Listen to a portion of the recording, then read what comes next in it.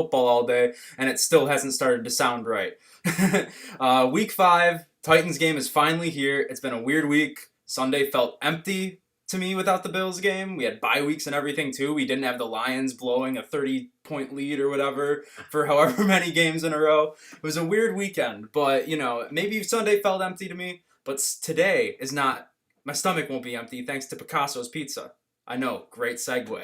Make sure that you make them a part of your game day traditions. They've been serving up delicious pizza for 4 generations in Western New York, so let's make sure that we show them our appreciation. I'm sure if you start right now, you still have a little bit of time to get some orders in. Enjoy some delicious cup and char during the Bills game tonight. Very special pregame show. As always, me and Kevin are here, and then we got MANIAC subbing in, and very special guest from Buffalo Rumblings and the Laces Out podcast, Kurt. I meant to ask how to say your last name. Haumesser? You got it, actually. I was gonna give you guys a little heads up because usually every time I'm a guest, people butcher, but you actually got it. Kurt Haumesser. I appreciate it. I appreciate you guys having me on too. Well, I appreciate you appreciating us having you on. It was better with your last name than mine, so just so you know. Wait, I've been messing up your last name this whole time? Yeah.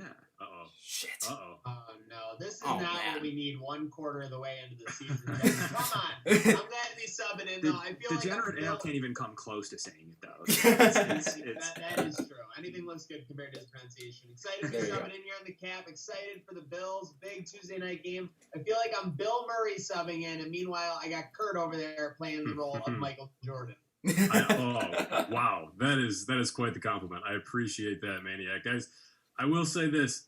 I really hope they come out with an awesome theme song for Tuesday Night Football. I need something like Sunday Night Football. I need something to get me going because we've never seen this happen before. So I need something special. Yes, Carrie Underwood can't do that. So who are we going to have for this? Who's your ideal performer for the Tuesday Night Football theme?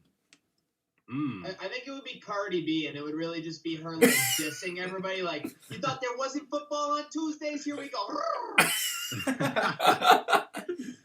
Oh man, I can't argue with that. I can't argue with Cardi B. No, and the impression was too convincing. So now I'm just hoping that we'll have a little Kurt. Definitely an exciting weekend of NFL football. We usually go through and pick every game. I feel like if we did that, we might all get 100% because all the games already happened. So maybe we'll go one by one here, talk about the weekend, talk about what surprised us.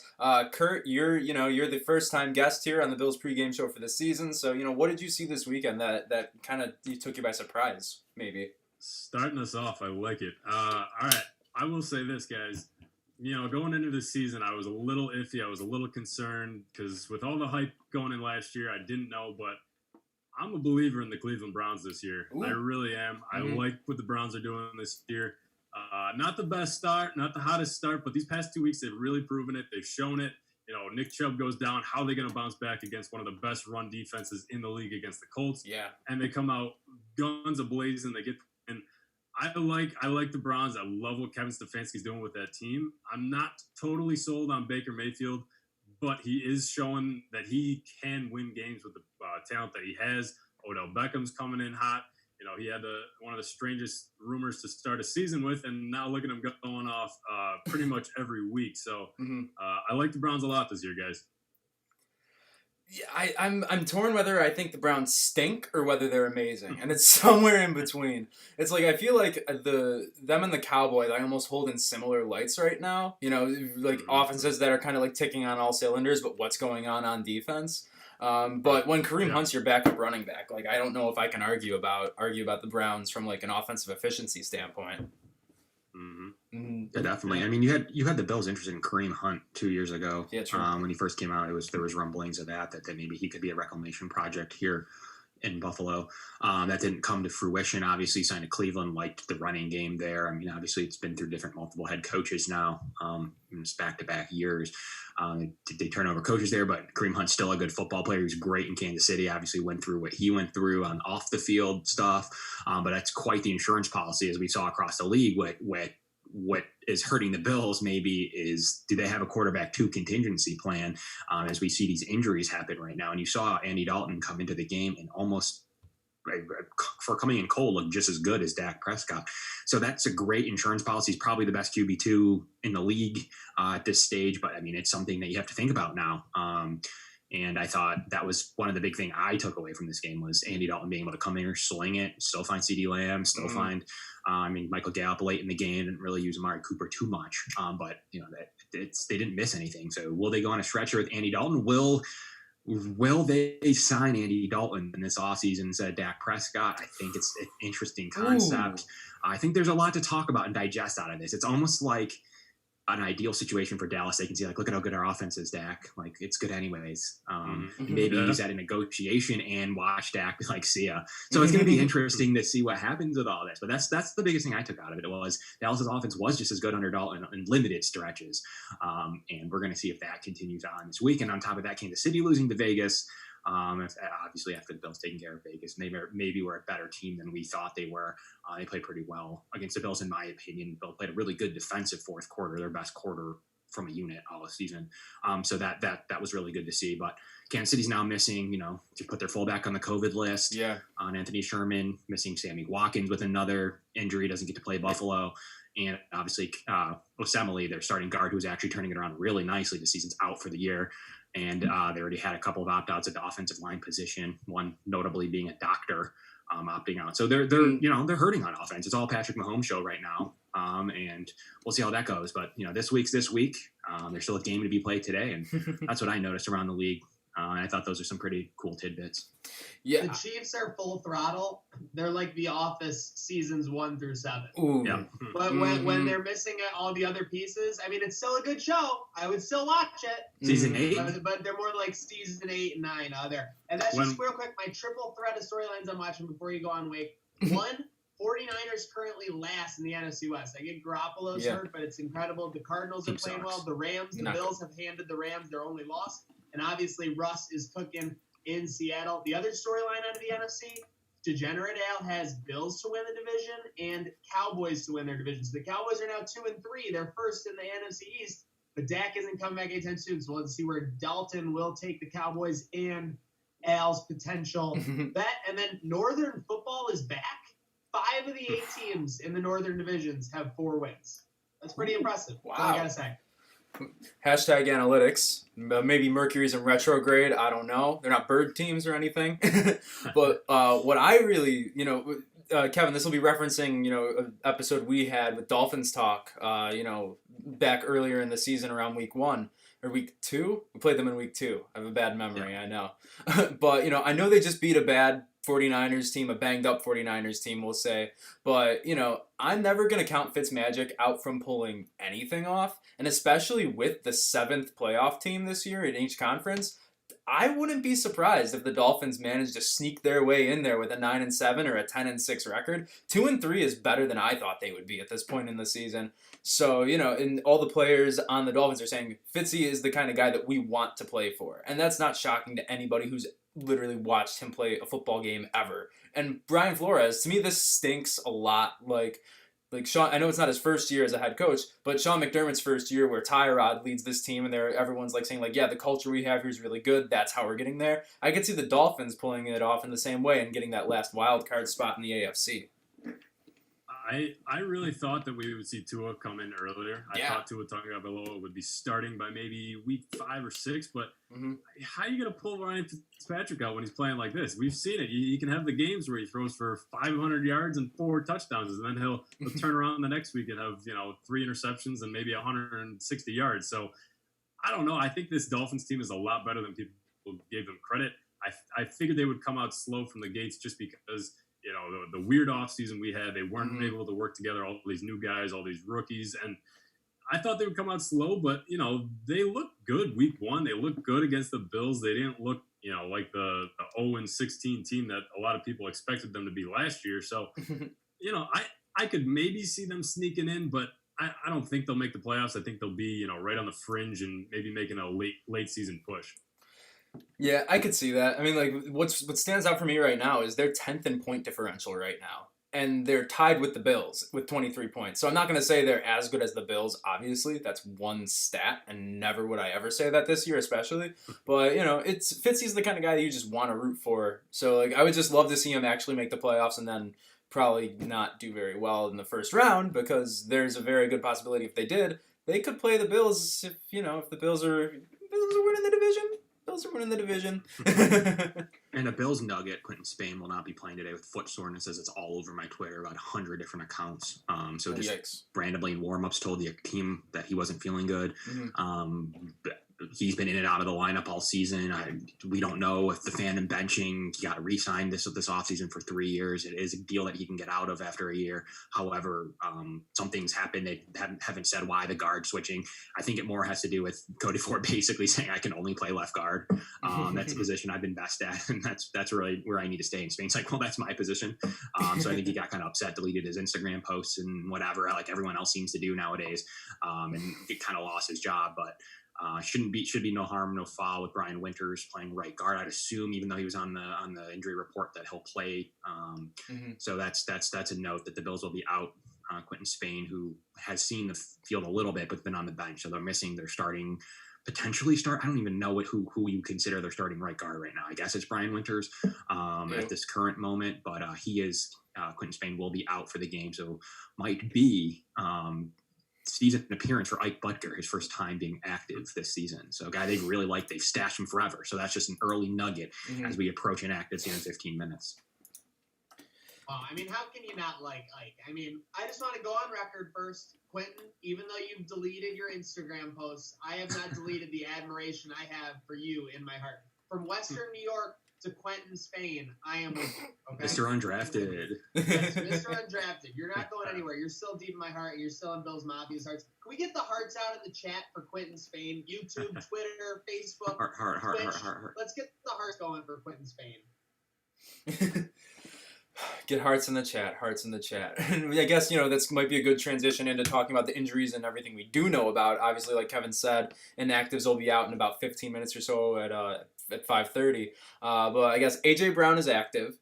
That's the only real wide receiver that it seems like that the Titans are going to have active. I know in the show we had yesterday with Tyler from Locked On Titans, you're saying that Khalif Raymond is a guy. Basically, every other receiver they have, don't like very much. Yeah, is just like a vertical threat who has like one move and no route tree. That's basically all their receivers outside of A.J. Brown now. So maybe just open up the floor here. If Trey White doesn't go, how much could that really impact this game, do we think? I think, from what we saw from Josh Norman last week, I was impressed. I'd be interested to see how he reacts if he's the number one corner. But the Bills did just pull up Dane Jackson, so read into that whatever you want. I don't know if that means that Trey's maybe not playing, or maybe he is playing, but they just want to have the extra security with Dane Jackson. But we might be able to see him for the first time in action here. But I think one of the keys, you need to stack the box, put everybody focused on Derrick Henry. You have A.J. Brown, you have Jonnu Smith. Those are really the only two guys that are going to hurt you through the air. I'm going to knock on wood, because watch now, it'll be a deep touchdown to some guy off the bench. But I trust our secondary. If there's anything that I trust more, I trust my life, and I trust the secondary with Sean McDermott because he can do anything with anybody. So I like Josh Norman covering A.J. Brown. I would assume they're going to run a lot of zone in this game because that's where we see Norman kind of flourish. But stack the box. Just get Derrick Henry on the ground. Don't let him beat you over the air, because it's Ryan Tannehill. We've seen it from the Dolphins. We saw it last year. I'm not threatened by Ryan Tannehill. I don't know about you guys. It's hard to look at Ryan Tannehill and be scared. 4-7 against Buffalo, under 60% completion percentage. Just hasn't been very good. He had some early success against them early in his career. Hasn't looked very good. So that's, hopefully the success came against non-Sean McDermott teams. So I can't be too upset about that. I mean, they're also going to be throwing, obviously, to Nick Westbrook, a college free agent this year. So we'll see. Is he lightning in a bottle? Is he a Robert Foster type? I don't know. Khalif Raymond, a guy that cannot run a route tree. They're missing, in my opinion, we had Locked On Titans who didn't think Michael Pruitt was a big loss. I think it is to their running game. He's a really good run blocker. They're also going to be underratedly missing their fullback. So that could both combination affect their running game, particularly pretty heavily. But the thing that's scary about A.J. Brown to me is that if Trey doesn't go, we'll say, then you have to almost have Josh Norman on him, and he's terrible in man coverage. He's a zone guy. You don't, you could say we're wasting him guarding Nick Westbrook. but you almost have to, because it's almost better to play. If he's going off and we're not working in the zone, we might have to do something where he's shadowing A.J. Brown. But he's bad in that situation. He's a good zone corner. We saw him break on the ball last week. So I think we have to play to his strengths rather than what coming off an injury A.J. Brown can do. So I think that you almost have to go with the zone, not shadow him like you could with Trey White, and just hope for the best that you're going to be able to stack the box. Maybe they get a little bit through the air with A.J., and focus on Jonnu Smith, because quite frankly, I'm not too concerned about A.J. Brown coming off injury. They did get Fulton back, a big get. A lot of people were saying that he was their best corner this year to their molassesly slow cornerbacks, and Jonathan Joseph and Malcolm Butler, guys that are just might be it for them. So that's a good get for him, but he hasn't practiced ever in the last 2 weeks at all. Just can officially get on the field as of like an hour ago. So we'll see. I mean, he's going against one of the best receiving trios in the league. So I don't know how that's going to work out for them. But I did hear that if Chris Jackson steps on the field, their 7th round pick would be an absolute mismatch for the Bills. So at least even at 75% strength might be able to do some more for them. And as far as I know, they're still missing their best defensive player in Jeffrey Simmons, a guy that Locked On Titans said was their best player. It's not even low key anymore. Just completely stops the run, even though they struggle against the run, and he's the only guy that's really good against it. So 32nd against the run might be a big day to run Devin Singletary finally, and try to leave here without some injuries. So that's I think important. There's no news that Simmons isn't going to play, except he tweeted earlier today that good luck to my brothers. So we'll see about that. But not having Adam Humphries, not having Corey Davis really helps, not having Levi Wallace and Trey White. So we'll see. I think the call-up was more if he goes through the first quarter and his back's hurt and the Bills might pull him out. If the Bills are up big, they might pull him out. There's situations where you might not be. I don't think Dane Jackson for sure says that Trey White's not going to play. Is the timing, the optics and timing aren't great though, guys. So that's kind of where I'll say that maybe it does, maybe it doesn't. But going in with Cam Lewis, I love Cam Lewis, big Cam Lewis guy, big UB supporters here on this show. Of course. I always thought he was underrated on UB. Really good cornerback. The UB defense was great with him on it, and he's just continued to impress in Buffalo, and to the point where they priority practice squad guy, and they can't keep him off the roster. It seems like. Love him, and then you have Dane Jackson, but I'm still not comfortable even. But luckily, their matchup today is against Nick Westbrook. So I think that if they can't guard Nick Westbrook, maybe they don't have quite an NFL future like I thought. Maniac, what do you think? You feeling good on Cam Lewis? Because I think he steps in and starts. That's my prediction if Trey White doesn't play. Cam Lewis is going to take care of business. I think it's a big test or a big game, however you want to put it, for the D-line. I think that our secondary should be able to take care of business against these Titans weapons. So it's on the D-line to get there. I'm hoping for a big game at the Harry P. We got Kevin Parkhurst chiming in on Facebook. Singletary, 115 yards. No doubt with the injuries. I need it. You do need it, Kevin. Yeah. Game, I could definitely say that. My other take here is that the Titans are checking back in these guys. I need validation that these guys would have played on Sunday for them to be able to play today. In my mind. I'm sorry. I know that that's a ridiculous opinion in the real world that we live in, but these guys are basically like they called in sick for the second period science exam, and now they're there for the 5th period gym class. This is unacceptable. This is unacceptable by the Titans right now. You want to talk about the Bills being disadvantaged? There really hasn't been a straight way where you can say, because they did get a little bit more time to prepare for the Chiefs, they got a little bit more time to prepare for the Titans. They're getting disadvantaged right now by the fact that the people that caused these delays initially are now going to be back in the game plan. So I know some of it was against the Steelers, some of it was this week. You can say whatever you want. Moral of the story is the same. You missed the second period science test. You're not coming to 5th period gym. That's all I got to say. Yeah, I really did think that the NFL kind of messed us all up. Yes, they got the game, and yes, it didn't spread too much outside of the Titans, but come on now. I mean, these guys are risking lives. It's not just, they're, having practice off by themselves. It's their lives. It's the health. It's their family's health. And they're just, blatantly going against the NFL, what the NFL protocol is, and nothing happens to them. Not even, a fine, not even a strip of a draft pick. These guys can't play this week. I'm not happy with the league after all this. I'm glad that the Bills get to play. I'm just praying, crossing all my fingers that no Bills players get infected this week. Nobody else gets infected, but especially, everybody comes back after this game healthy. Yeah. I will make as many analogies as possible, and I'm going to go back-to-back school ones here. It's like they found out about a project the day before it was due.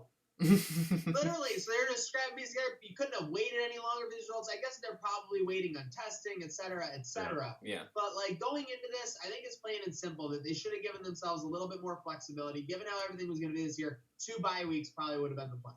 Yeah. And, it's tough. It's tough to know, but I mean, I think Jake and I we talked about this a couple times, and at Ty B, we COVID related talks about all of this.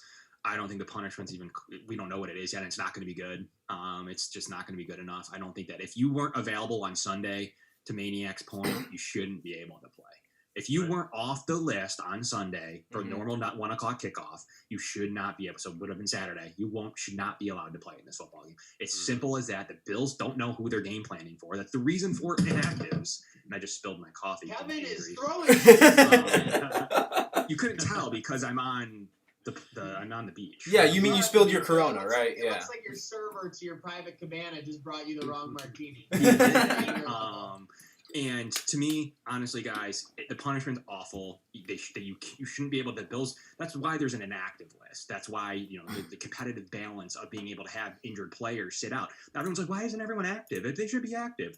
There is some credence to that, other than the fact that if a team's injured, like we're seeing across the league, you can't have 53 guys play while the other team has 48. It's not fair. Right. And that's kind of what you're seeing here. The Bills like, I don't know who I'm playing against between this and then not knowing if I had to play the Chiefs as of like 2 days ago. So I don't. It's just so much inaction. Right off the bat, it should have been like, if this game doesn't exist, then the Chiefs game's not going to get pushed to Thursday. It's just not going to happen. So there should have been that. And then number 2, if you weren't active on Saturday, like any other injury in this case, you cannot play in this football game. I thought that was that's not even like a punishment. That's just like common football courtesy almost. That should have been the case in this game. There's no way that these guys should be coming off the list an hour before the game in Fulton, and then their backup camera Correa. That shouldn't be happening. If they could come off the list on Saturday, fine, they can play in this game. On top of that, there's no way that should have. I feel pretty comfortable not thinking there's going to be transmission in this. I do believe in the testing. We have some precedent in it not passing to Minnesota. I do think that with a repetition of negative tests, there's really no room of that incubation period that we all face as normal public would have to then go in quarantine. But because they can test and know exactly when that incubation period is, it's a lot smaller than it is for the normal public. So I think they have all that data. They know exactly what they're doing. There's no way they play this game with transmission to a Bills players. It would look awful. The season would be in major jeopardy if they played this game and then there's transmission. So I think they have that data. So I think that we're in good shape with that stuff. But to competitive balance is awful. Like, I'm not happy with it. I don't think it's fair. We'll see how much these guys can play, though, right? I mean, at the end of the day, Kurt, I mean, can these guys even play? Can you play without practicing? Like, Can you go out on the field? Like, I guess so. I don't know. But to me, it still shouldn't be allowed. Yeah, in terms of punishment, like, I doubt we'll see anything for any teams that we find break protocol until after the season. Like, if you remember the Patriots, like, spying scandal on the Bengals, you didn't hear anything for like a year about that. Most player suspensions and whatnot, you don't hear about fines for them for at least months after. So, and plus, like, and this is a point that was made on WGR earlier when I was listening to it, and it's actually kind of a really good one, and that, like, if we find the Titans, let's say their first 3 draft picks and $10 million or something like that, well, then let's say another team does that. Does that mean we automatically give them the same exact suspension? Or, like, do we have to judge it based on what the Titans already did? Like, granted, it should be, equal across the board when we're giving out suspensions about this stuff. But, I don't know if you necessarily want to put, like, give out a suspension and then, it'd be a good way to scare teams off of doing this. Like, that's absolutely true. And one thing that the Titans... That's probably the biggest thing. They're going to want to lower the boom here so it doesn't happen again. Yeah, and the Titans GM, like, he said, like, basically, I saw, like, one half of the quote yesterday and the other half today, is that if he said that everyone was wearing masks 100% of the time, he would be not completely truthful.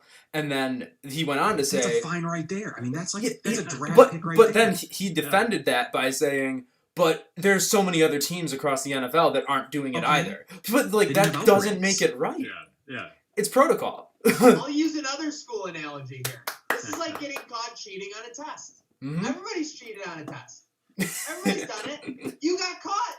You got to get punished. I'm not saying things twice anymore. I think you're speaking from experience there with all these school analogies. Someone went to college. High school was the best 5.5 years of my life. Memories. I mean, you gotta relate it to like a DUI or something. Like it's dangerous to everybody else. Like just because you did it doesn't mean it's legal. Like, like okay, then I'd rather them get fined and punishments and then you get off. Like that doesn't make any sense. So I think a punishment's coming. It's not going to be player suspensions. The last thing they're going to do is suspend players for being sick. The offsite practices were awful. Like they're terrible optics. The league said they couldn't practice if they don't come down with a first round pick. And because putting people at risk, it's an absolute farce. So maybe there'll be some justice at the end of the year. Maybe COVID will be, looking a better outlook than it is right now. Maybe, things will be semi getting back to normal, whatever you want to say. And then they'll slap the hammer due to, violations, coming February, March, Tennessee's going to be slapped with first round for fifth round picks. Or whatever it is, but there's no way that they get off the hook. I thought their punishment should have been to forfeit, not just because it's the Bills, forfeit and then paying the players' salaries because they weren't going to get paid. I thought it was a $10 million fine plus a forfeit. So we'll see what ends up happening with all of this stuff as we're just on the brink of inactives right now. So really looking forward to seeing that list, guys. Yeah, and I'll touch on the forfeit thing. I didn't necessarily want to forfeit. I want to win. I want to win. But, right. I didn't want to forfeit. And I did like the idea. I forget who brought it up originally. I don't know if there's any validity to it. But, moving the Broncos game up, that was kind of interesting to me because the Broncos had a bye week. So Jeremy Moved that White, game up to now. Yeah, I think it was. Was it Jeremy White? Okay. So, that was kind of interesting because it seemed like it would have worked. It seemed like it was kind of too good to be true if it would have worked. But I don't know if the league really wants to mess around with, changing the schedule that much. Right. They did for the Patriots. So I think the precedent, if they could have, and then remember Broncos got their schedule changed already. So I guess precedent would have said they could have. Like they probably should have considered it more. What I said, I think on the show last week to move it to Buffalo, said the Bills don't have to travel. They don't have to get on the plane. If you're already not going to tell me who's going to play, maybe that's a punishment to them. They can't travel with everybody. So if you didn't clear for the plane flight, which would have been the night before, it at least helps out the Bills. So that was my idea originally, was this game should have been played in Buffalo. The Bills could stay in their routine. They can stay distance, and you can put the Titans in just a bubble, essentially, and make them do what they do. So that was kind of my compromise, was if the game goes on, it needs to be in Buffalo. How about, guys, they're talking about 8,000 people. Locked on Titans said yesterday, no fans. He said, there's no way there's going to be fans, and that's coming out of Nashville. And then they just slap on the fact that you can bring fans in there, and they're selling tickets for $100. I don't last year we saw it was pretty much a home game for the Bills. So yeah. Was that a Bills ploy? It'll probably be like a 50-50 split, given everything. I mean, we got people chiming in the chat that, Tennessee, Nashville, it's different. Obviously, I think most of us are based in New York here. Things, without getting into politics, New York's locked down. It's going to continue to be locked down because it wants to keep the numbers low. That's probably why we're not going to have any fans at any Bills games this year, in my opinion. I know a lot of people are different. They think they will. Yeah, for 2012. Yes, for sure. Playoffs could be a different story, but I do think as of 2020, you won't see fans. By the way, I love how you said put the Titans in a bubble and let them do what they do.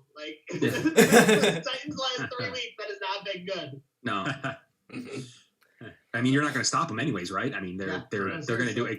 They're going to do what they do. You might as well just keep them in a bubble. And I don't think the transmission will happen across the field. The viral load's not strong enough. I don't know, especially after a week of negative tests. I'm not worried about it. I wouldn't be worried to play them, but it's still more using their facilities, their stuff. I don't know. I don't want to be anywhere near that personally. No. I'm looking at the inactives now. The inactives are rolling out here. Sorry, Wake. I know you're running. I know you're running the program. How lazy is the NFL scheduler? 3 consecutive years of playing the Titans, the first week of October, basically. How the hell does that happen? And the inactive list is not great. It's not good. So obviously Jake Fromm, John Brown, Zach Moss, Trey White, Matt Milano, Quentin Spain, and Mr. Reliable Lee Smith. That last one's going to be a real tough one to swallow. No. I don't like that, guys. I don't like that at all. No, as someone who lost his bet. He bet on Lee Smith to catch a touchdown at plus 10,000. Oh, that's got to be a push. That's got to be a push. I don't know. I think those odds were factored into him playing. Oh, the odds got to be factored. My heart goes out. T's and P's for Meerkat in the chat, guys. Tough bet, guys. But I did see the Bills ominously tweet "big game for Gabe Davis," and I was thinking, that's a weird thing for them to say. That's a weird. See, I'm not too worried about the fact that John Brown is out because of the way that Gabe Davis has been playing. Exactly. Yeah. I don't don't like that Trey White. I mean, we were just talking about it, but now that it's actually official, I really don't like it. So I guess, rest him up, get him ready for Kansas City, but we'll see. This is a big test. Big test. That's a great point, though. Anyone who's trying to spin that, like, this is a great opportunity for Cam Lewis. Jano looks great at TV. I was like, those are all great talking points. But when you lose a Trey White, it's a blow. It's a blow. And obviously, we're just going to have to see. And that's why, going back to it, I think it's a big, big game for the D-line. I need my Harry P all over that field. I mean, it's fair to say that the Bills are going into this game in pretty rough shape, too. So for what Tennessee's lacking, so are the Bills. So if they can win this game, it's going to be a Josh Allen, Devin Singletary game. I mean, there's no other way to put it. You still have the best receiver, one of the best receivers in the league. That takes this thing off. You have a great slot receiver, and you have an emerging guy in Gabe Davis. Stream him right now. If anyone needs a player, you're going for the week. Stream Gabe Davis. He's a big, big streamer right now. I would stream him almost with 4 receivers active. Play Gabe Davis. He's going to get a lot of targets. You saw it in the first half of the Rams game, where he just went absolutely off. So when John Brown's not playing, he's very worthy of a stream. He's going to be on the boundary. He's going to be with slow corners. You see what Gabe Davis can do. Potentially Fulton versus Beasley's not going to be a great matchup, but we'll see if Beasley can take advantage. But Diggs should really eat. Gabe Davis should really eat. And the 32nd run defense missing their best run defender / the best defensive player. I think it's time to maybe see a little Josh Allen running the ball, but are they going to risk injuries, guys? I mean, Tennessee, our Locked on Titans said one thing: run the ball. They can't stop it. And with a running quarterback, I'll even add another dimension to it. Do they do that, or they continue to be the second best passing offense in the NFL? So lots of questions to be had here, missing your number 2 receiver and one of the best number 2 receivers in the league right now. Yeah, I did see, I think the number is that the Titans are giving up a league high 5.97 yards per carry to running backs. It's really bad. That's literally college football. It's that's not even college. That's like big 12. That's like Mac. That's like Jarrett Peterson. Yes, Jarrett Peterson, to quote Mayor Byron Brown. So with Matt Milano out, obviously we were talking a little bit about Jonnu Smith. He's someone who I have on a lot of fantasy teams, and I'm very happy about that. Not exactly tonight, really. It's probably going to be a combination of Tyrell Dodson, safeties helping him out. How really confident can we be in that? If Tyrell Dodson can hold him to 5 catches, and that's kind of a lot for a tight end, but Jonnu Smith is emerging into that top tier of tight ends in the NFL right now. Would we call that a job well done? I would say so. I mean, yeah, you're missing Matt Milano, who's one of the best players on this team. Tremaine Edmonds, I don't love him in pass coverage. I loved what I don't know if I want to say love, but I liked what I saw in Tyrell Dodson when he got to start. What game was that when Milano was out? Was that Miami? It was Miami, right? Yeah. So I liked what I saw from Dodson there. It's just, I think we see the safeties come down a lot. I think we see Taron Johnson hop in there and help out with the tight ends. But like I said, I mean, before we even knew that Trey was going to be inactive, I said, you're going to have to worry about A.J. Brown. You're going to have to worry about Jonnu Smith. I trust our secondary enough to cover those 2 guys. I think they can lock them down enough to win. I still think that the Bills are going to have to put up maybe 30, 35 points to win this game. I think it's going to be a little bit of a high-scoring game. These are 2 decent defenses. They haven't really shown up too much this year. Bills obviously are showing up a little bit more than Tennessee, but I think it's going to be a little bit of a high-scoring game here. Yeah, no, I think you're completely right. I mean, were we right here on the show just 30 minutes ago? Cam Lewis should be your starting cornerback tonight. Yep. So wow, you did hear that. I mean, I just do think they like him more than Saran Neal, a guy that's the nickel only. I think they've been working with Lewis on a couple of different spots. So we'll see where that rolls, or if they go with a guy on the practice squad and Dane Jackson. I don't think so, or he'd be on the active roster over Cam. So very interesting points. I would have preferred, as Kevin, to see Duke Williams tonight. Over potential of seeing another linebacker and Andre Smith, a guy you don't really need. You just called up Deion Lacey, a guy that you literally have on the roster for special teams. You're not lacking another special teamer. You have plenty of them. You roster them up and down the roster. You have a running back special team. I mean, you have them up and down the roster. So Randy, I mean, they're everywhere. AJ Klein's a premier special teamer. He's clearly got bench over Dodson already. So there's that. I don't like the move of needing to bring up Andre Smith. I like having the security blanket of having a Duke Williams in the passing game in this situation, especially with the free call up. Don't see the need for Andre Smith in this game. I just think that you already made that move calling up Deion Lacey, a guy that, quite frankly, wasn't even in an NFL preseason setting. And then the Bills felt the need that he could go from not even being on a roster to being rosterable at special teams. I'm fine with that decision. Obviously, I'm not going to question Brandon Beane's decision making there. Don't see the need for Andre Smith in this shortened experience. I would have liked to just have another option to replace John Brown. The Bills might show that they're going to run the ball, guys. Yeah, and not to mention that Duke Williams walking into Nissan Stadium in Nashville is like Tony Soprano walking into Vesuvio in North Jersey. I mean, basically, he just owns the joint, all right? Last time he was dominating. And speaking of experience, let's not understate Terrell Dodson's experience. When he went to Nissan Stadium as a young man and participated in the punt, pass, and kick competition. I think he's going to be using that tonight. He's going to use that experience he's had out on that field when he dominated. But yeah, you guys are saying. We got some defensive players out on both sides. We got John Brown out for the Bills. We got a couple weapons out for the Titans.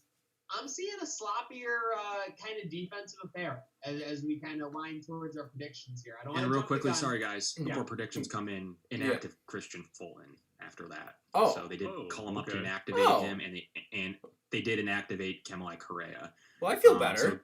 So a guy that they took off the list for whatever reason, but you can't, like we said earlier in the show, guy, you just can't play off of zero. Can you practice off of no practices in a couple of days? Absolutely. Can you play off of 2 weeks after being sick, potentially having some slight symptoms?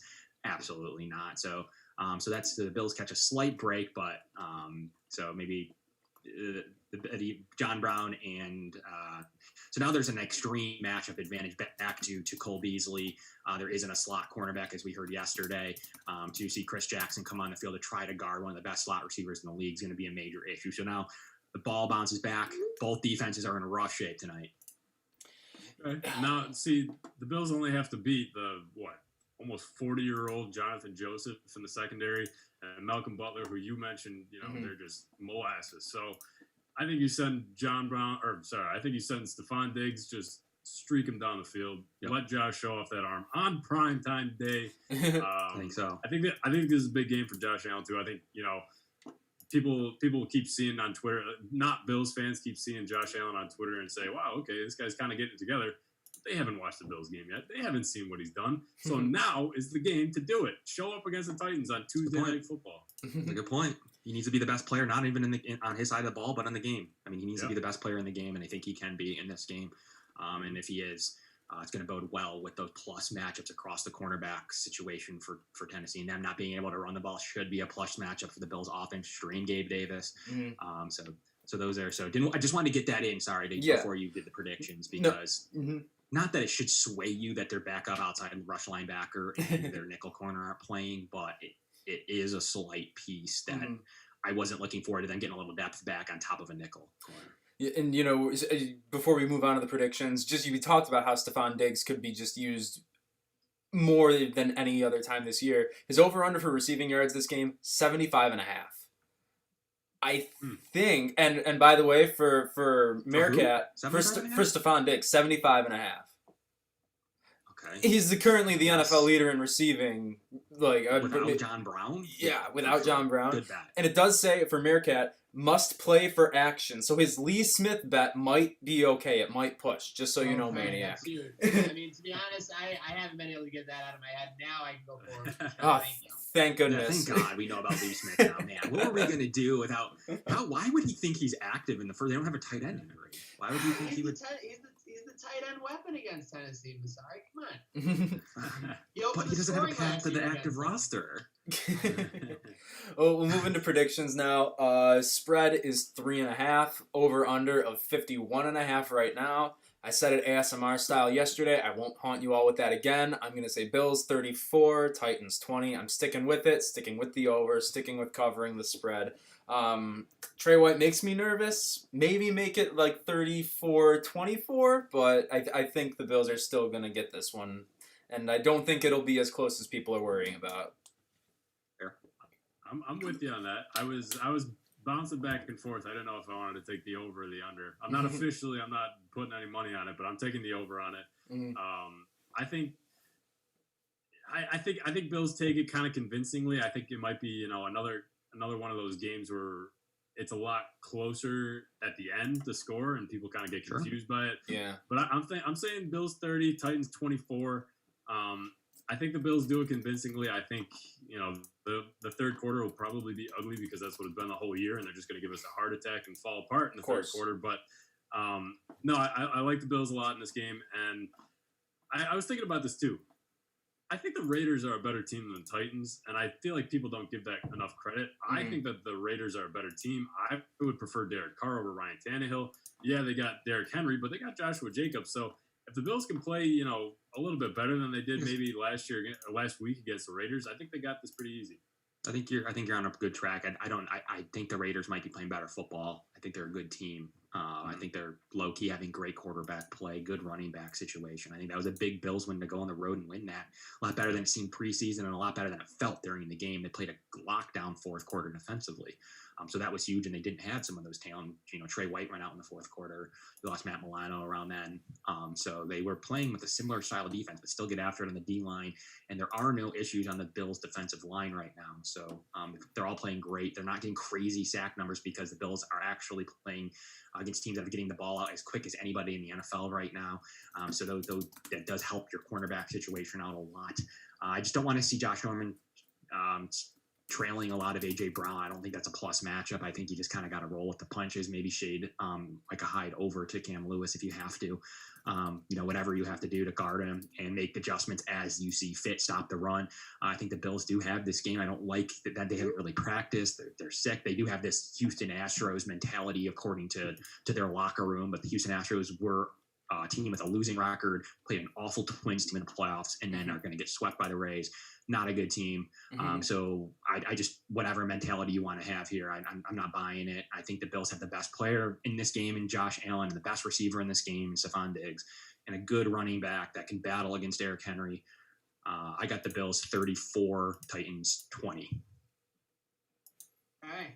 Maniac, pull out your binder of color-coded analogies and give us a good where's one your here. school analogies? Lunchroom. I'm gonna keep it basic. This one isn't going to extra period or whatever you called your time after school or whatever. I think we got a close game here. I think it's a little bit sloppy, given like you said, the black practicing.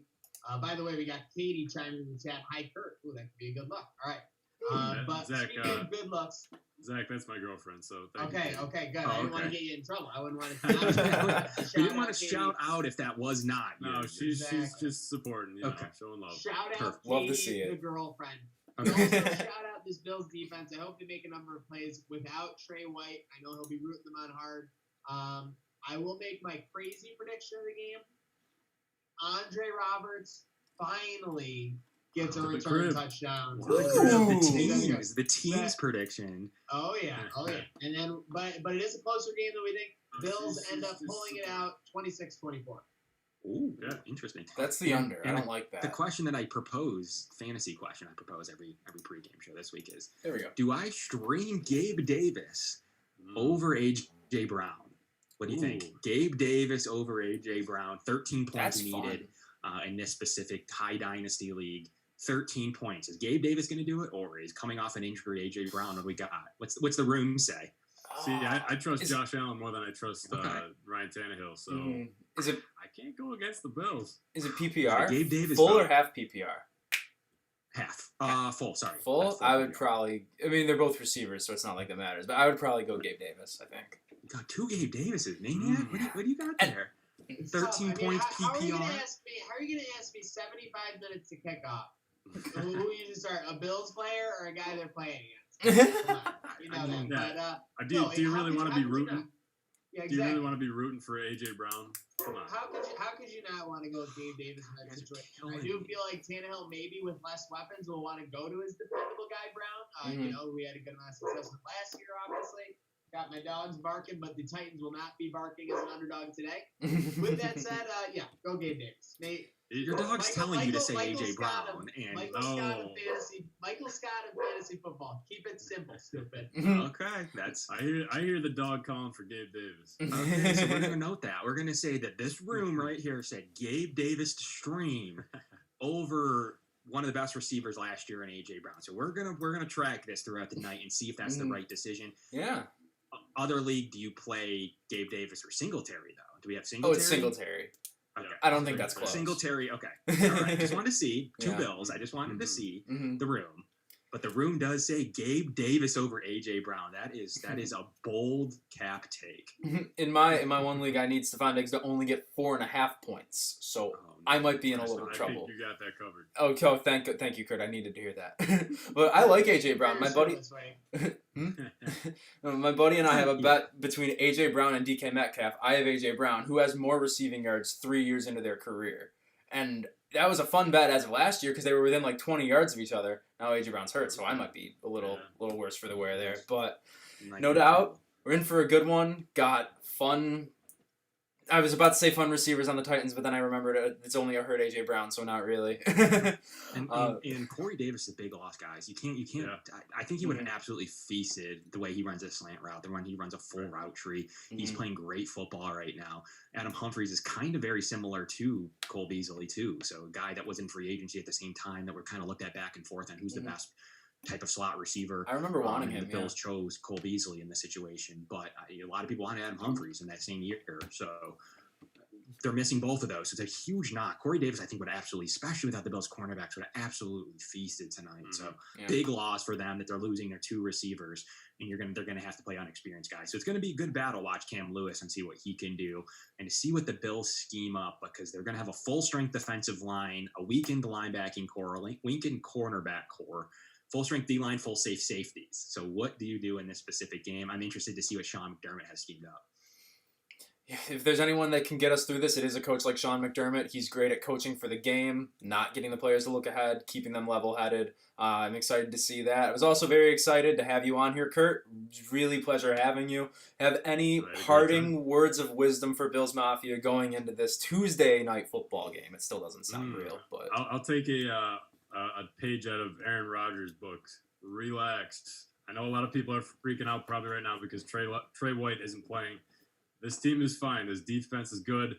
Offense is great. Josh Allen, MVP caliber. It's going to be a fun night, boys. I can't wait. Awesome. And tell us where, obviously, I'm sure a lot of people know, but tell people where they can find your work, your stuff, just in case we do have people that can't grab it. You guys can find me on Twitter at Kurt, K-U-R-T, Haumesser, Haumesser88. I know it's long. I'm sorry, but always got the good Bill stuff coming. Anything Buffalo, if you guys just want to, talk about life, just hit me up on Twitter. We'll have a good time. I just figured your last name has like half of my last name, because you're Messer. That's pretty close. Yeah, that's actually really close. The way you were spelling that made me feel like the way I tell people when to find me too. So that's normally don't comment on that, but I like that a lot. So shout out to Degenerate Al, who still can't say my last name, by the way. Love you, Al. Is it Massari? Is there a re at the end, or is it Massar? Yes, but it's Messeri. Messeri. Oh, I have heard it. Oh, I've been a fool. I'm so sorry. Yeah, Degenerate Al calls me Masser or Messer. I don't even know what he says. Massar. He says Massar. That's where I got it from. He's not close. Well, Bills Mafia, it's been a fun pregame show. It's going to be a fun night. Stay level-headed. Stay cool. Get yourself some cup and char from Picasso's. If the game starts to make you a little nervous, that'll put you at ease right away, I promise you. For myself, Kurt, Kevin, Maniac, all of Trainwreck Sports,